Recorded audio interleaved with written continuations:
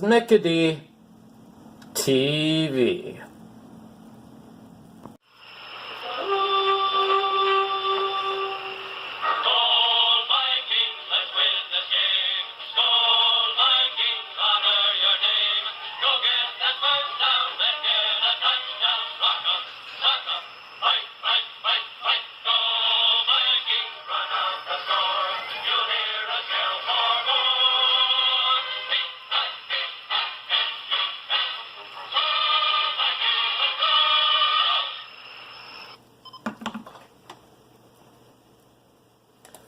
Fire Mike Zimmer sucks. Fire Mike Zimmer sucks. Fire Mike Zimmer sucks. Fire Mike Zimmer sucks. Fire Mike Zimmer sucks. Fire Mike Zimmer sucks.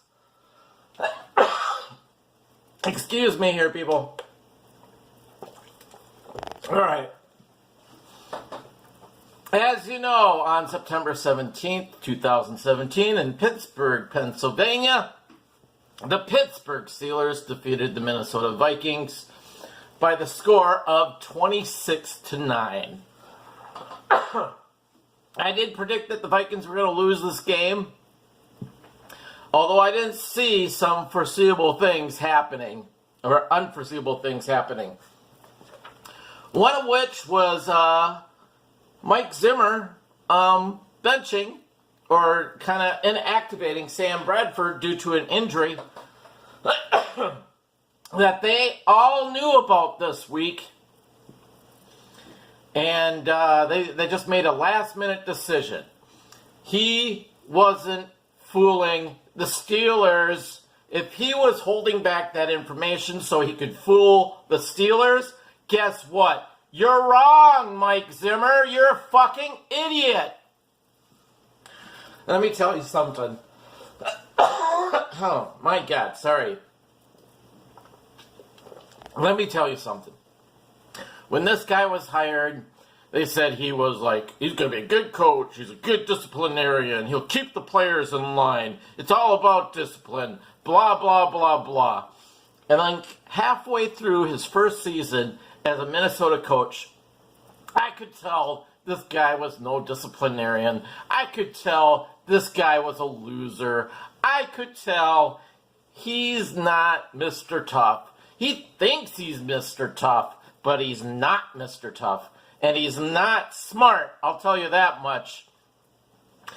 And there were a number of stupid calls I saw that first season that indicated to me that this guy will never be a great coach.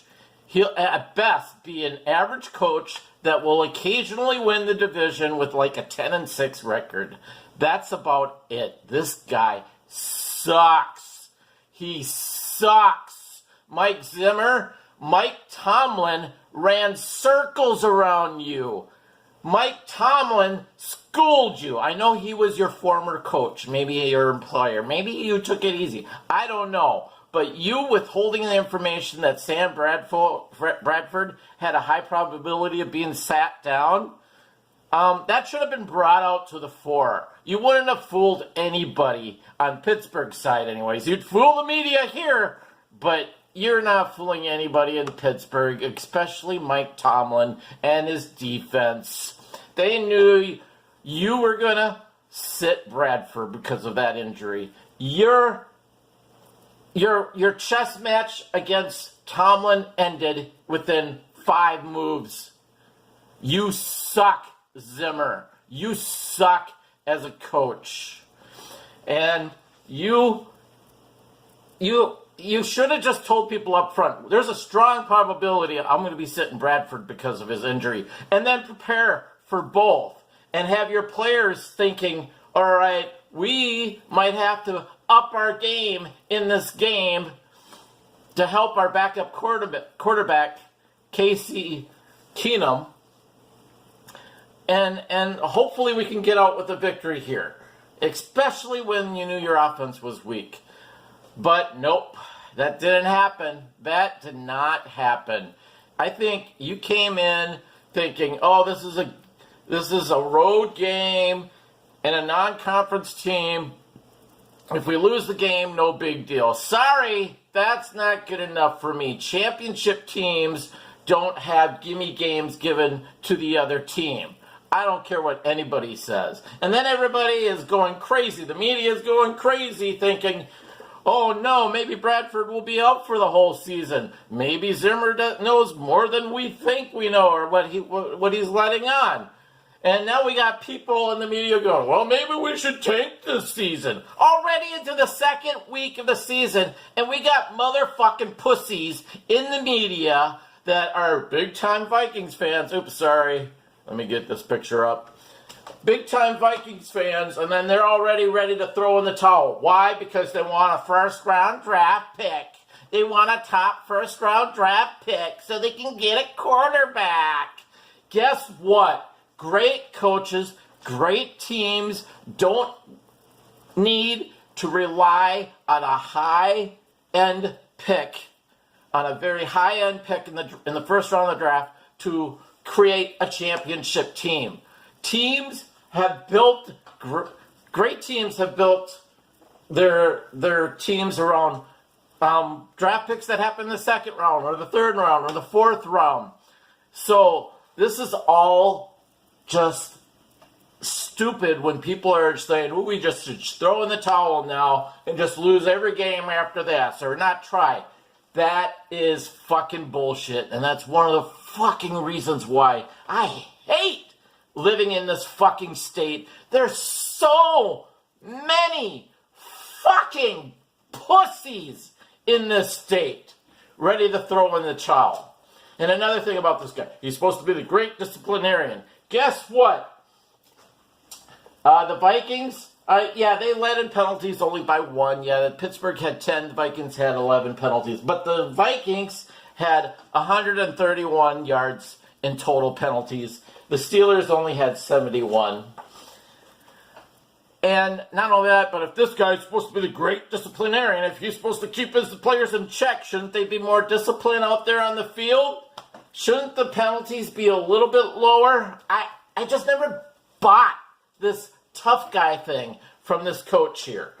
So this game, I'm going to put 100% responsibility on the fucking coach. He didn't have him prepared.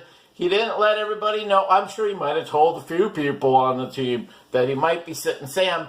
But it would have been great if the whole fucking team would have known maybe Sam's not starting, and maybe they have to up their game. But nope, he didn't do that. I don't know if he cared about winning this past Sunday or what, but it really bothered me. And that's what I hate about this coach. I want to see this guy get fired, but it won't fucking happen because he's an average coach. And in Minnesota, people accept average. Average is good enough. And that's what he'll be. He'll occasionally might have a 9-7 or 10-6 record, and then the following year he'll have like a 7-9 or 8-8 or 6-10 record or something like that. He's a 500 coach who will maybe once in a while get into the playoffs and then get knocked out in the first round. That's about it for him as a coach. He is not great. He sucks. All right, on to my analysis of the game. Like I predicted on my prediction video, the big key was the Vikings' offensive line, and it made it more difficult when you had a backup quarterback in there because they were, I don't know if they were totally preparing for Bradford or what, but when you got your backup quarterback in there, it's a different ball game. So these guys on the O-line, they're new. Pittsburgh did their homework, and they pretty much dominated the offensive line.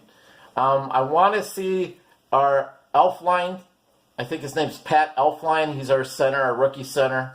I want to see him do good. I want to see him develop, and he's going to go through some growing pains this year. I can see it, and I think it's going to be the same as last year. We're just going to have problems with the O-line, with the developing. And the only way you can have them gel is if you keep the same guys in and find the right guys. And that's what they can't afford on this team here. But what are you going to do, huh? So the offensive line just had problems. Lots of problems.